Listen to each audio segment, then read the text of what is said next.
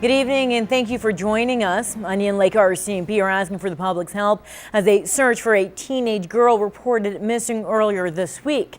15-year-old Therese Casey Okimo is described as a 5'4", 110 pounds with brown eyes and long black hair. She was reported missing early Sunday morning.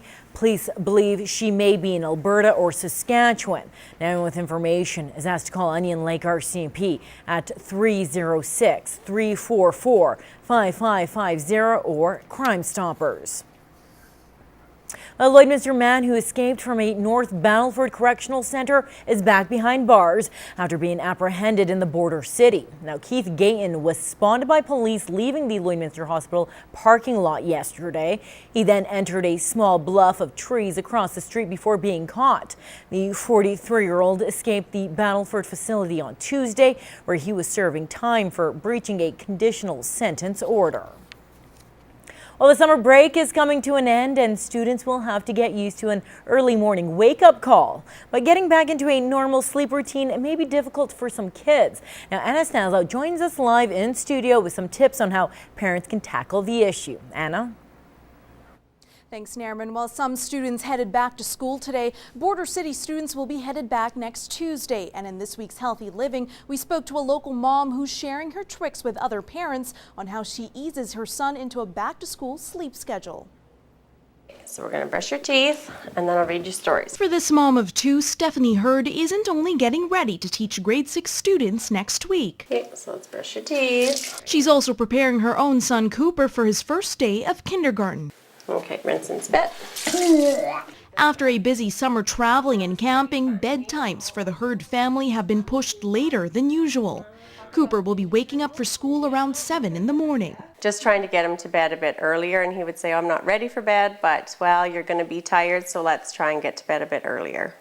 The sleep expert says the key to getting them back to an ideal bedtime is to bump it up by 15 minutes every night. Preschoolers and early school age children require about 11 to 12 hours of sleep per night. Elementary school age children are usually 10 to 11 hours per night, and teens are usually 9 to 10 hours per night. Our kids usually go to bed around 8 o'clock. So about 20 to 8, we start, brushing teeth, get into pajamas, and then read about 3 or 4 stories to each of them. Another way to reinstate an earlier sleep time is to have a bath or shower and to switch off all electronic devices an hour before bedtime. Phones and the iPads and everything all emit a blue wave light, and that inhibits the body's natural release of melatonin. Hurd says reading has been one of the key ways to help Cooper sleep, and as a teacher, she says it's an effective way to pass on the love of reading. Good job. Nice. I think it's really important to read to your children every night, read to them bedtime stories, and just develop that love of learning right at home. When our children are overtired, it results in them being cranky and hyper, and they also have trouble focusing. So when our children are well rested, it's much more easy for them to concentrate and excel in school. So have a good sleep. Have a kiss. Good night. Love you. And another tip from our expert is to have a family meeting before the start of the school year so parents can get their bedtime expectations heard and enforced. Nairman? Well, thank you, Anna.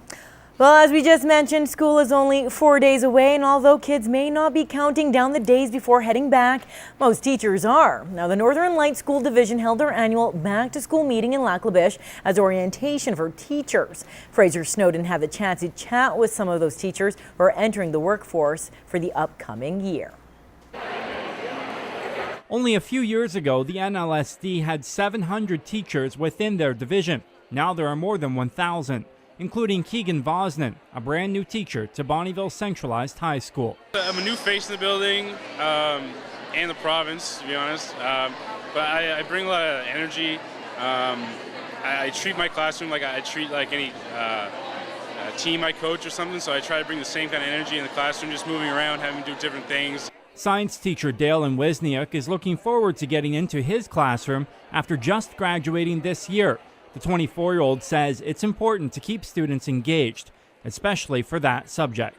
I try to make it very interactive. I like to do lots of labs, lots of activities, lots of discussion. I think if you can make it interactive and make them really engage in the subject, then it's just more interesting for them, more relevant. A range of milestones were achieved this year by the NLSD, including the announcement of a new Cold Lake Elementary School and the completion of J.A. Williams High School in Lac La Biche.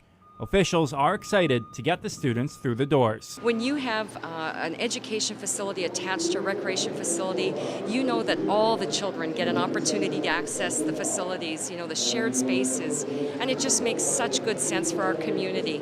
Students in the Lakeland will hit the books on Tuesday. In Lac La Biche, Fraser Snowden, Newcap News.